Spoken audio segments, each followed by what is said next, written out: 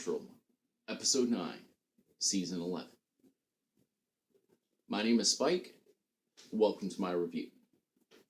Warning, I'm going to let you know in advance. There will be spoilers.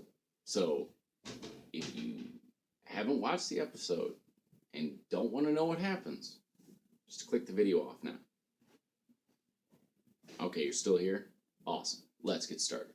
Okay, so previously on Supernatural, Sam has been dealing with these visions from God, these visions about Lucifer and about the cage and about him connecting with Lucifer to get help on the darkness.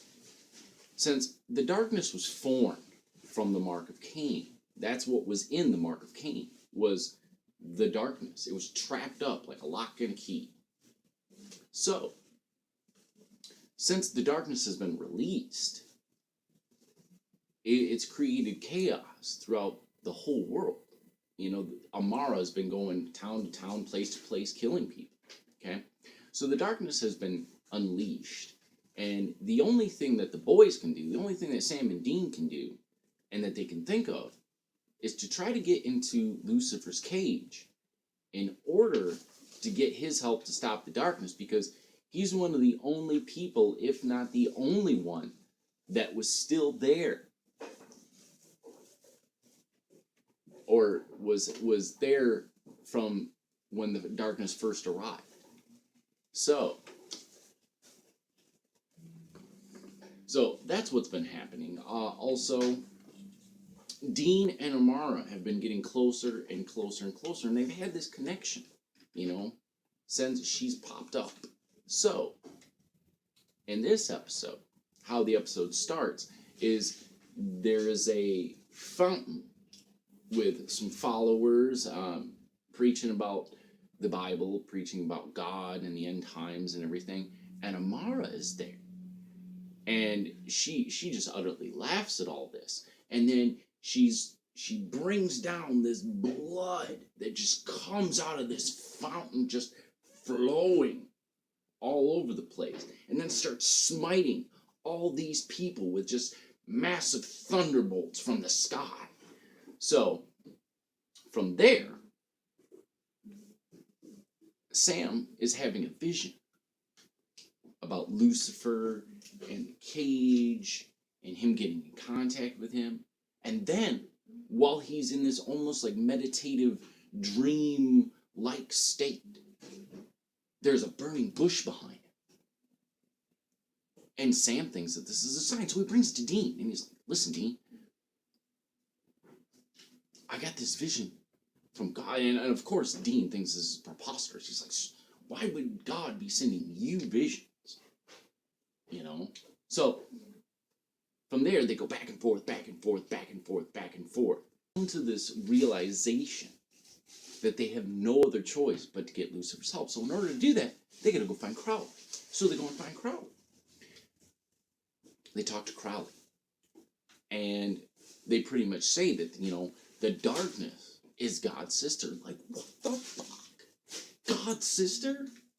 Like, that was the most mind-blowing things I've heard all year. Great plot twist. Great plot twist. So, one of the funniest lines that Crowley ends up saying is, he has relatives? You know, and it was really hilarious in their attempt to try to get into the cage, because they think that Crowley must have a key, must have some way of getting in there.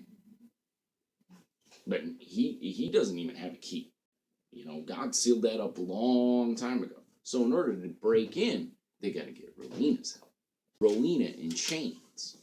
Meanwhile, on the boys' side, they bring out Rowena in chains to get her help.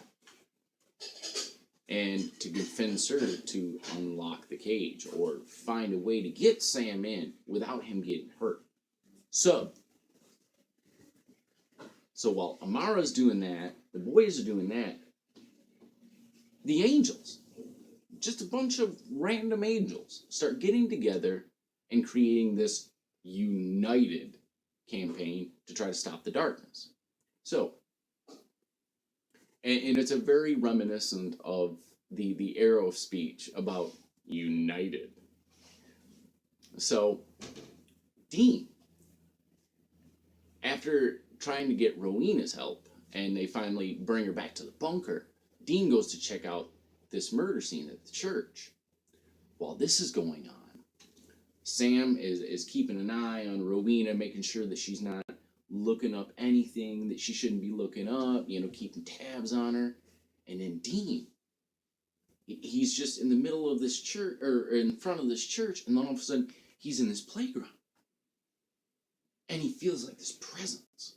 And then he looks over, and Amara's right there. And she transports him to this meadow, this lake, or some kind of pond or stream, and starts to tell him about what she's about, the darkness, the calm, and how no matter what he does, he can't refuse her. Now, from there, we have the long walk to hell. So Crowley, Rowena, and Sam are walking down this long road, this long corridor into the deepest, darkest realms of hell. And when they get there, the cage it's this big old cube. And Rowena puts the warding on, and throughout this whole scene, Crowley's almost creeped out, and Sam says, "Wow, this seems like a place where you belong," Like this is your neck of the woods. This is your neighborhood. So it's a really, even though there's a lot of dark scenes and there's a lot of dark imagery, there's a lot of humor in this episode. And so from there, back on Amara and Dean's side, Dean says, hey, listen, I don't care what your beef is, I don't care what your issues were, who loved Daddy more. And she says that there was no Daddy. In the beginning, there was the darkness. And then the light came and vanquished. Got it out of the way, locked it away, whatever.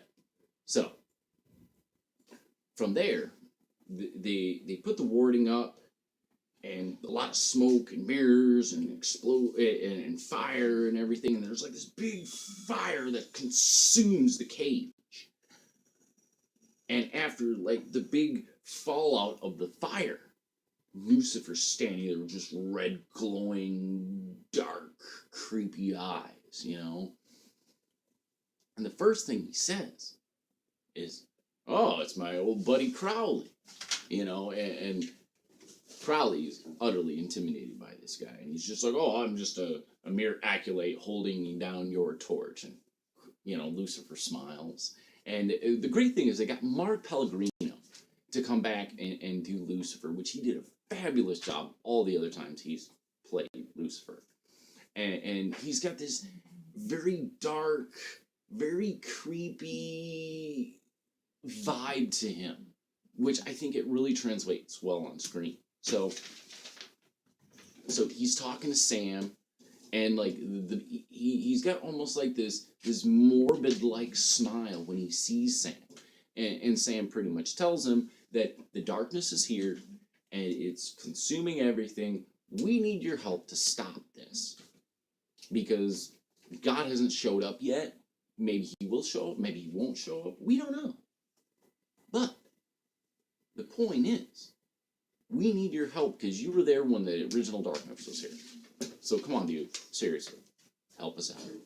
Meanwhile, on the other end, Dean and Amara, she tells him that you can't resist me, and then she leans forward, and before she leans forward, he wants to know what she's about, what she's here to do.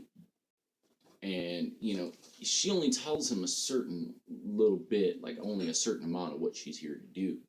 And then from there, he's standing, with his back to her, and he's got this knife, and he turns around and goes to stab her with it, and it completely shatters. Completely shatters. And, like, the look on Dean's face, he's completely stunned. Like, but he had to have known